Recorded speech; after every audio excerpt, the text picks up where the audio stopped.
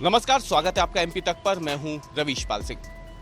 मध्य प्रदेश के मुख्यमंत्री शिवराज सिंह चौहान ने एक बार फिर से पूर्व मुख्यमंत्री कमलनाथ पर निशाना साधा है। कमलनाथ क्या, उन्होंने पूरी की पूरी कांग्रेस पार्टी को निशाने पर लिया है। सवाल था कमलनाथ के नेतृत्व में 2023 का विधानसभा चुनाव लड़ने जा रही है कांग्रेस।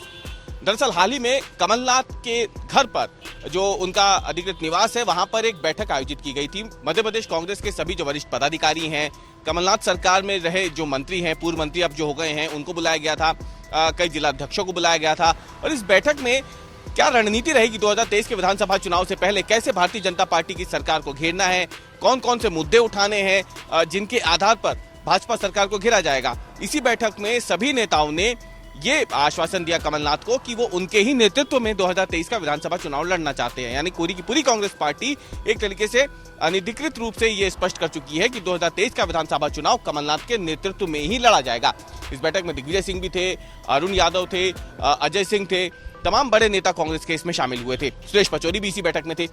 अब इस बैठक के बाद मुख्यमंत्री से यह सवाल पूछा गया शिवराज सिंह चौहान से कि उनका क्या कहना है। तो क्या कुछ कहा, कैसे उन्होंने कमलनाथ और कांग्रेस पर निशाना साधा, वो भी सुनिएगा। मुख्यमंत्री ने यह कहा कि कांग्रेस के पास न दशा है, न गति है, न नेता है, और इसलिए वो बार बार भारतीय जनता पार्टी की नकल करने की कोशिश करते हैं, लेकिन इसमें सफल नहीं हो पाते। कैसे कांग्रेस पर निशाना साधा मुख्यमंत्री ने, एक बार वो सुनिए। देखिए, आज हमारा स्थापना दिवस है। हम अपनी पार्टी की बात कर रहे हैं। कांग्रेस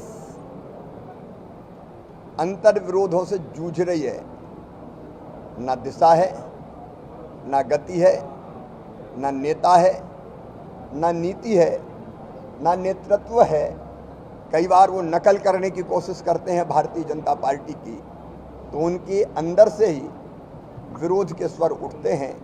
कांग्रेस बिखर रही है, कांग्रेस का कुनबा टूट रहा है, और इसलिए अलग ढपली और अलग राग उनके निकल रहे हैं। लेकिन मैं तो आज भाजपा के कार्यकर्ताओं को शुभकामनाएं दे। तो मुख्यमंत्री शिवराज सिंह चौहान को आपने सुना। अब आपको बताते हैं कि दरअसल मुख्यमंत्री आज पहुंचे थे भारतीय जनता पार्टी के प्रदेश कार्यालय में, क्योंकि भारतीय जनता पार्टी का स्थापना दिवस है और प्रधानमंत्री नरेंद्र मोदी को जो संबोधन देना था कार्यकर्ताओं को, वो संबोधन लाइव सुनाने के लिए देश के अलग अलग हिस्सों में जो प्रदेश भाजपा कार्यालय बने, वहां पे व्यवस्थाएं की गई थी। मुख्यमंत्री शिवराज सिंह चौहान भोपाल के भाजपा प्रदेश कार्यालय पहुंचे और वहां पर पहले प्रधानमंत्री का संबोधन उन्होंने सुना। इसके बाद उन्होंने पत्रकारों से बातचीत की।